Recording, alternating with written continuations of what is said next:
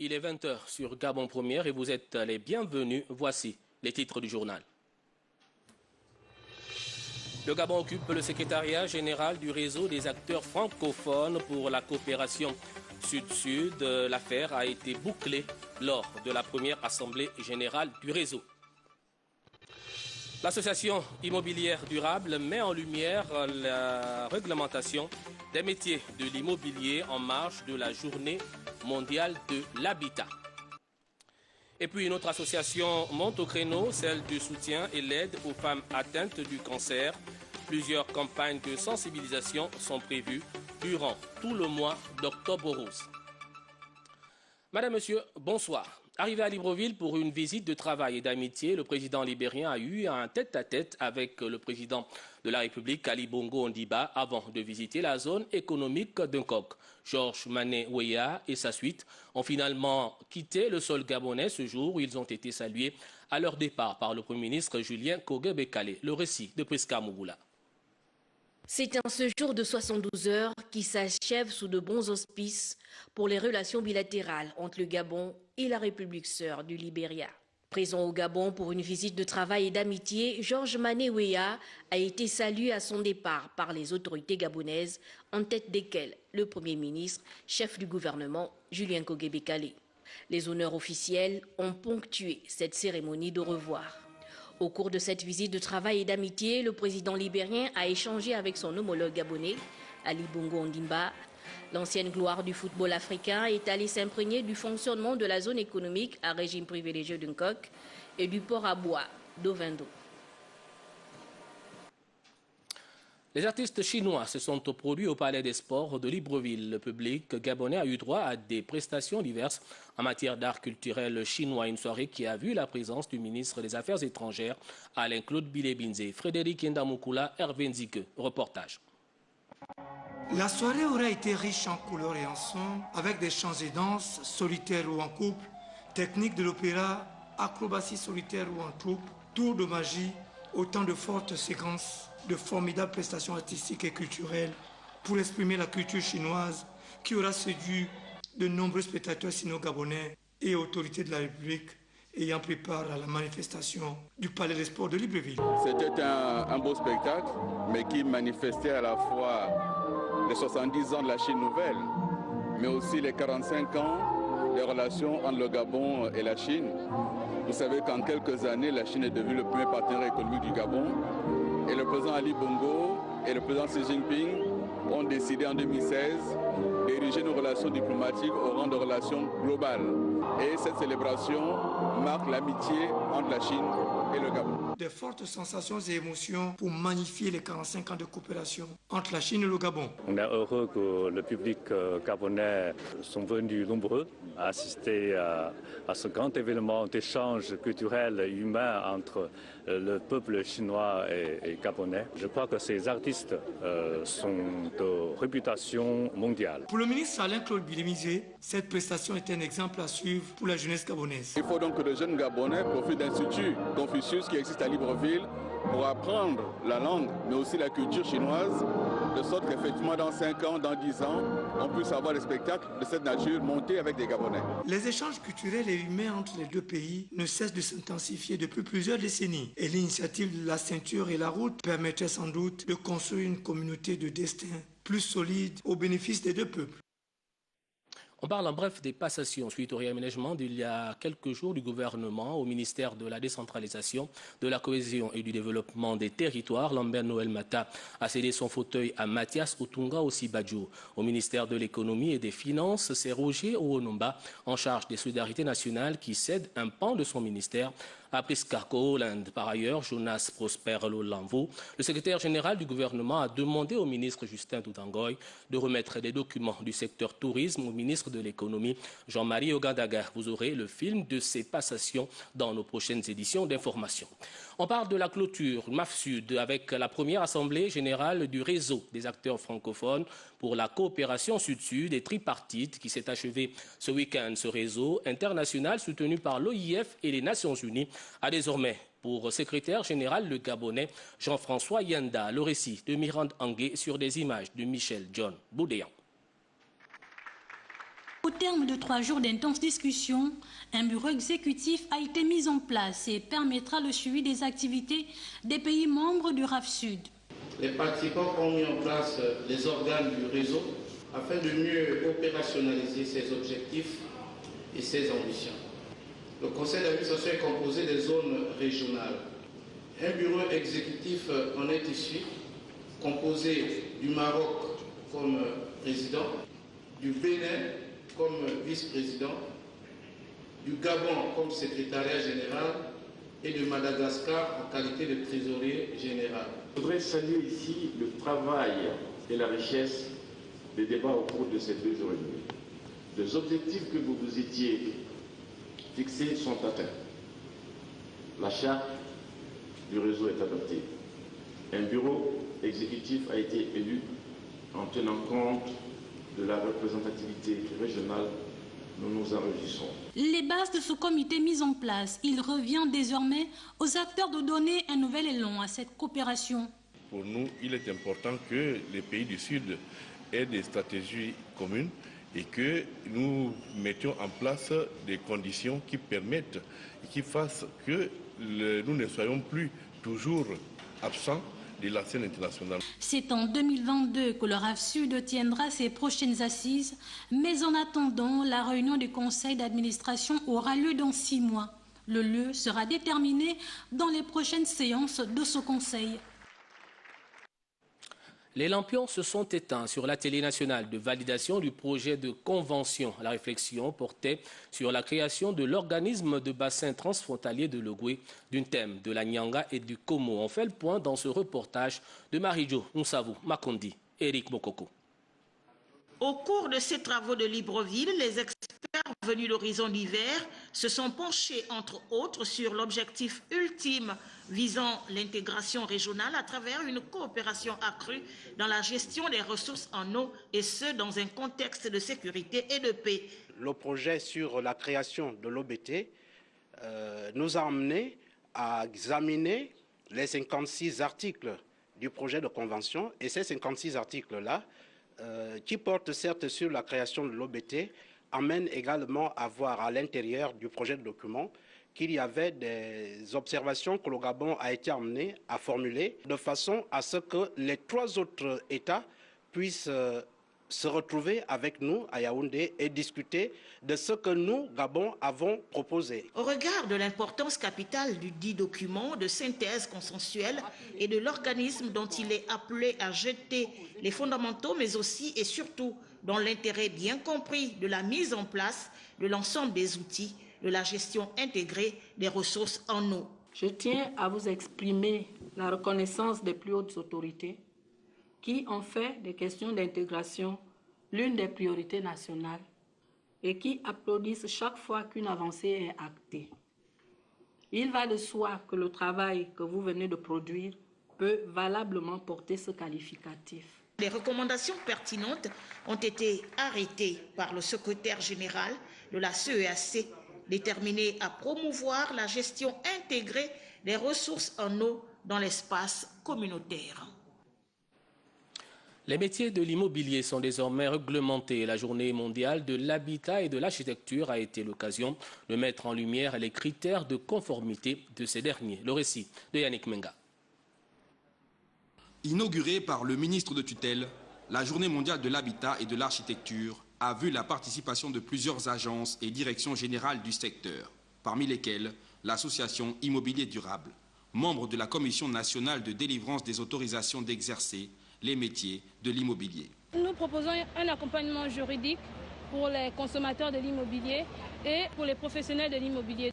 En nous rapprochant de l'association qui depuis peu fait office d'académie de formation, les critères de conformité ont été mis en lumière. Les principaux critères sont déjà d'être en activité dans la profession immobilière, d'avoir au moins 1 à 3 ans d'expérience dans le domaine immobilier, d'avoir un acte de naissance, un casier judiciaire pour les personnes physiques.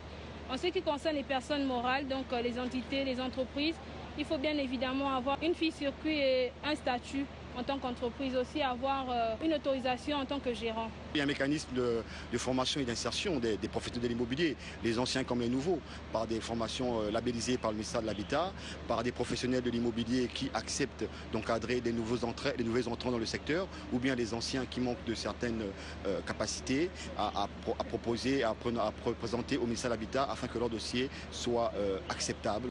Cette commission a été créée par la loi 006/2017, réglementant l'exercice de la profession d'agent immobilier au Gabon.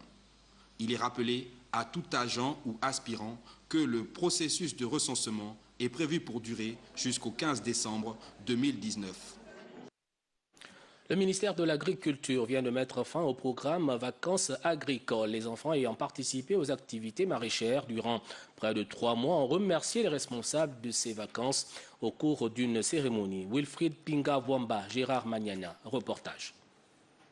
Entamé le 8 juillet 2019, avec en prime le retour à la terre autour des cultures maraîchères, les vacances agricoles ont connu leur épilogue ici à l'Institut d'appui au développement agricole.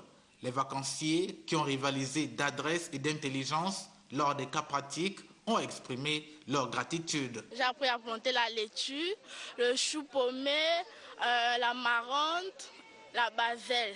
J'ai apprécié et je remercie la première dame, Madame Sylvia Bongo-Ndimba, d'avoir organisé les vacances agricoles. Cela permet à ce que nos enfants puissent se réadapter à la terre, apprendre à cultiver. Ce que nous, les parents, nous n'arrivons plus à leur apporter.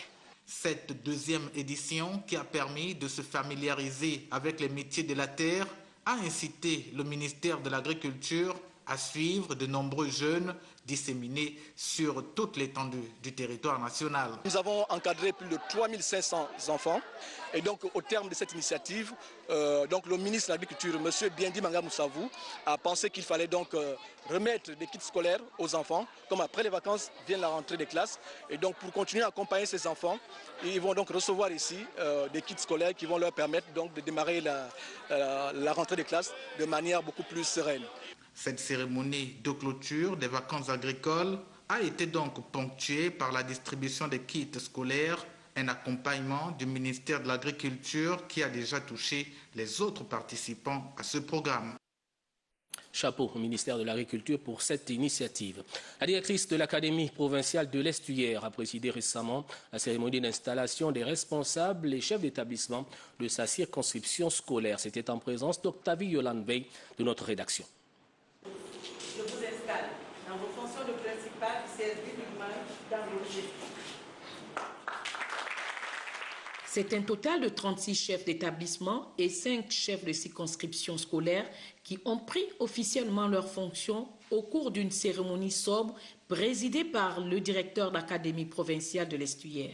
Nous avons donc un challenge, vous et moi, parce qu'il n'y a pas de DAP sans chef d'établissement. Il n'y a pas de DAP sans inspecteur. Il n'y a pas de DAP sans élève. Il n'y a pas de DAP sans surveillant.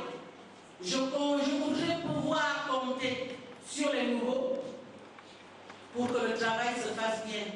Je voudrais spécialement compter sur les femmes, parce que nous avons 2 défis à relever. Vraiment 2 défis. Si vous ne le savez pas, je vous le rappelle. Mes chers frères et sœurs, bon vent. Félicitations à tous, aux promus et aux maintenus. Les promus ont dit qu'ils feront tout pour être à la hauteur de la tâche qui leur a été confiée. Madame le directeur de l'Académie provinciale de l'Estuaire nous a prodigué des conseils, elle-même étant ancien chef d'établissement, et elle nous a surtout incité à respecter la hiérarchie et aussi à être plus ou moins diligent en ce qui concerne les documents à fournir à DAP pour que le travail puisse se faire dans les normes. Face à leurs nouvelles charges, les nouveaux responsables d'établissement devraient mettre en place des nouvelles stratégies dans l'optique d'atteindre de meilleurs résultats en fin d'année scolaire. Même cas de figure dans la province où le Goué-Maritime, où le gouverneur a présidé la cérémonie d'installation du personnel de l'éducation nationale nouvellement nommé par les autorités du ministère. Marius Nonda. C'est conformément au programme dicté par le ministère de l'Éducation nationale que les nouveaux responsables administratifs et chefs d'établissement nommés ou promus ont été installés ce jour en présence du gouverneur de province, Patrice Fontina. Promue directrice d'académie provinciale, Mme Ghislaine Nyangé succède à Henri-Georges Bunzonga, admis à faire valoir ses droits à la retraite. Devant l'ensemble du personnel du bassin pédagogique de Louga-Maritime, les deux responsables ont fait cette invite. Notre sacerdoce nous recommande, chers collègues, de fournir chaque jour plus d'efforts, plus d'imagination, bref, plus d'engagement pour le plus grand bien de nos élèves et de l'école camerounaise. J'attends de tous une collaboration franche, une véritable dynamique de groupe pour mener à bien les chantiers en cours ainsi que ceux à venir. Tout ceci dans un esprit d'agrégation et de disponibilité à toute épreuve. Ne l'oublions pas, nous sommes tous ici au service de l'État. Procédant à l'installation de la nouvelle directrice d'académie provinciale de Louga-Maritime, le gouverneur de province a rappelé à celle-ci ses missions. En tant que directrice d'académie provinciale, vous êtes chargé de la coordination, de l'animation, entre l'exécution de l'action de l'éducation nationale dans la province. Travailler en symbiose avec tout le personnel à ce soir d'autonomie. L'installation du nouveau proviseur du lycée Turiaf Bonzanza, en l'absence des deux autres nommés, a constitué la trame de la cérémonie. Le secrétaire général adjoint 3 du Parti démocratique gabonais, Serge William Akasaga, a remis près de 300 trousseaux scolaires aux enfants du 2e siège du 3e arrondissement de la commune de Libreville. C'était en présence d'Annie Konkassa et Bertrand Lenyongo. Environ 300 kits scolaires distribués aux enfants issus de cette fédération du 2e siège du 3e arrondissement de la commune de Libreville. Une initiative du secrétaire général adjoint 3 du Parti démocratique gabonais, Serge William Akasaga, pour permettre aux tout-petits de mieux démarrer l'année académique 2019-2020. Cet événement est un événement important. Cela a une valeur sentimentale pour chacun de nous ici. Là, devant les enfants, ce n'est pas de la politique. C'est simplement le respect de la tradition, des traditions morales, des valeurs qui nous incarnent en tant que père, en tant qu'aîné. Par ce geste, le donateur voudrait mettre en musique la politique de partage prônée par le président de la République, Ali Bongo Ondimba. Venons ici également répondre aux instructions des plus hautes autorités du parti, en tête desquelles le chef de l'État. Et aujourd'hui, ces enfants ne doivent pas être à l'écart de la société, à l'écart de la générosité du parti, parce qu'ils ne sont pas encore citoyens. Il faut les préparer maintenant à être des bons militants demain. Sac en main, les bénéficiaires n'ont pas caché leur joie. Je veux lui dire vraiment merci pour tout ce qu'il a fait pour nous et le remercier totalement pour ce qu'il a donné aujourd'hui à ses enfants. Je dis merci à tonton Serge Akasaga pour le cadeau qu'il m'a donné aujourd'hui et je promets de bien travailler la rentrée. Le respect de la tradition qui consiste à soulager la charge des familles vient d'être honoré par Serge William Akasaga dans cette circonscription politique. Les trousseaux scolaires également pour les enfants du personnel de l'ONG ACAD de Gabon. La cérémonie de remise s'est déroulée en présence des responsables de l'ONG et des parents visiblement satisfaits. Charles Obamondo, Medarengen, reportage. Au-delà des atermoiements observés au démarrage de la présente rentrée scolaire, l'ONG ACAD anticipe sur cette reprise afin de susciter espoir et enthousiasme auprès des enfants de son personnel avec la remise de ces kits scolaires. Une mission essentielle pour le président pour bâtir et réussir un avenir certain. Cette tâche n'est pas aisée, mais c'est pourtant ce qu'ils font tous les jours que Dieu fait. L'organisation non gouvernementale qui existe depuis de nombreuses années déjà et qui se fixe comme principal objectif la défense des droits de l'enfant, y trouve en pareille circonstance une opportunité de rappeler un message capital. Une action a toujours un message. Le message de cette cérémonie est de vous dire que nous, vos parents, nous vous aimons et sommes prêts à vous assurer un avenir radieux.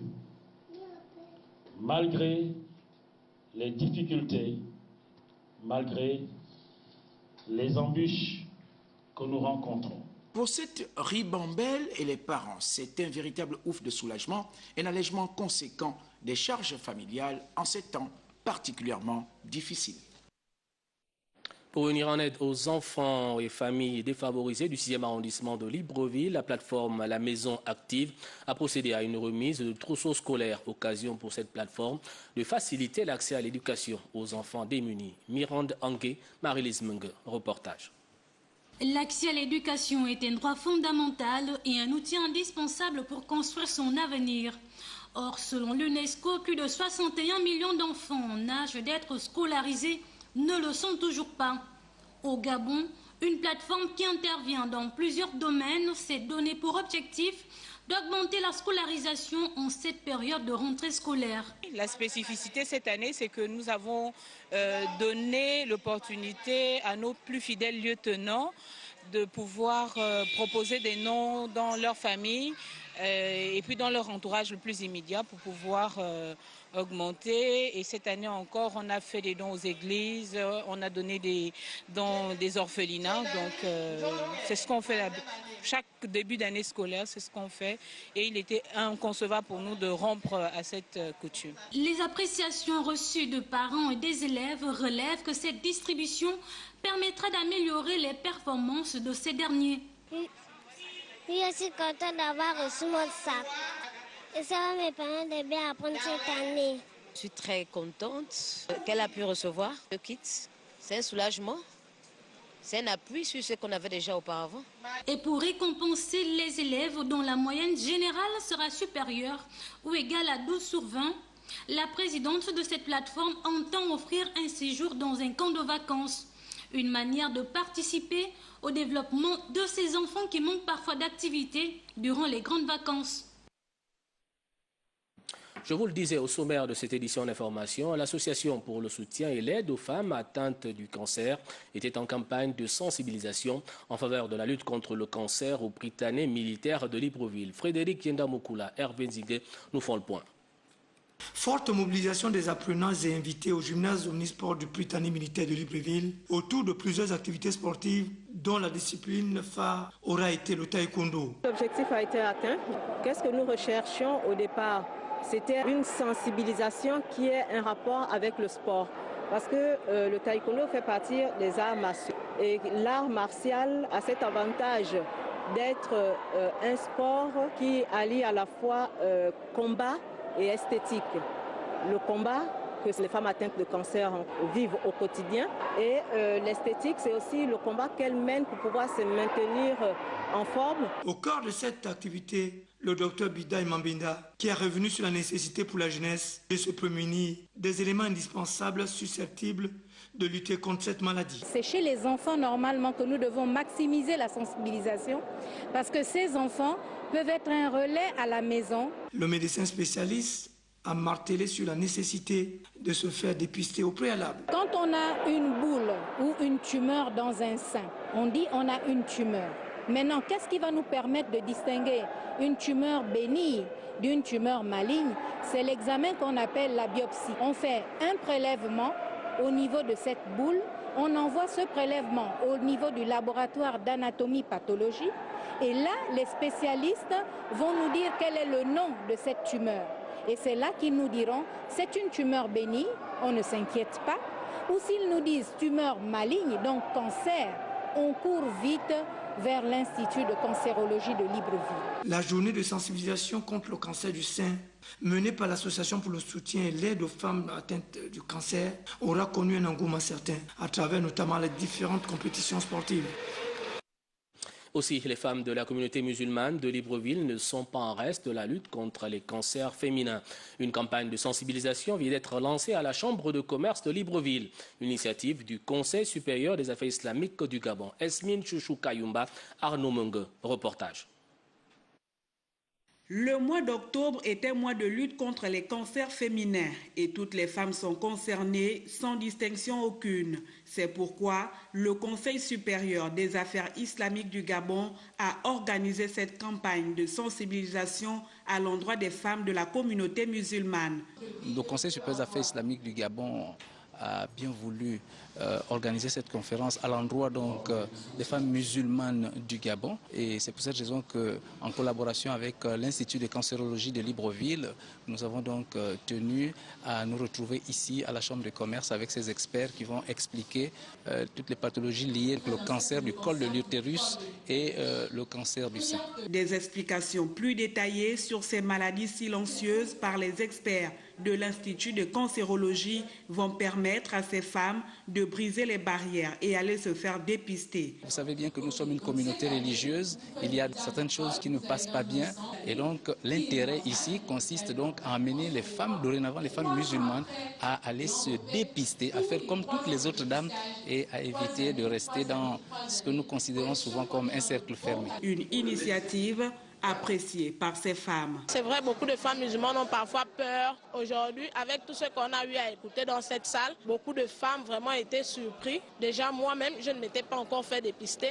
Mais au sortir d'ici, je vais de ce pas aller me faire dépister dès lundi matin. Également concernés par la sensibilisation, les imams des mosquées qui auront pour mission de relayer le message au cours des différents prêches.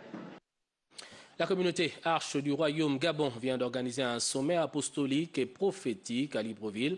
Ce sommet avait pour thème amorcer la restauration spirituelle globale. Léa Bifan, l'Ubestar de Nyongo. Plusieurs ministères du corps du Christ engagés dans la vision de découvrir et de redécouvrir la passion de servir Dieu se sont retrouvés à la faveur du sommet apostolique et prophétique sous le thème amorcer la restauration spirituelle globale. Nous croyons que l'Église a un rôle important à jouer. Nous croyons que l'Église est le message de Dieu sur la terre, un message contenu dans la vie des personnes. Et si ces personnes ne reflètent pas le message qu'ils ont reçu de la part de Dieu, alors ils ne peuvent pas être la lumière de ce monde. Donc voilà pourquoi nous croyons que l'Église au Gabon aujourd'hui n'est peut-être pas en train de jouer le rôle pour lequel Dieu l'a mis à part. C'est un sommet dont c'est des échanges. Nous partageons une même pensée. Nous essayons de voir et de réfléchir sur la manière de fonctionner. Nous avons donc besoin aussi de ramener l'Église à l'ordre et de dire attention aux jeunes ministres de Dieu, revenez à la discipline, marchez au pas. L'appel de Dieu s'est matérialisé lors de ces échanges avec la consécration du leader de la communauté Arche du Royaume Gabon.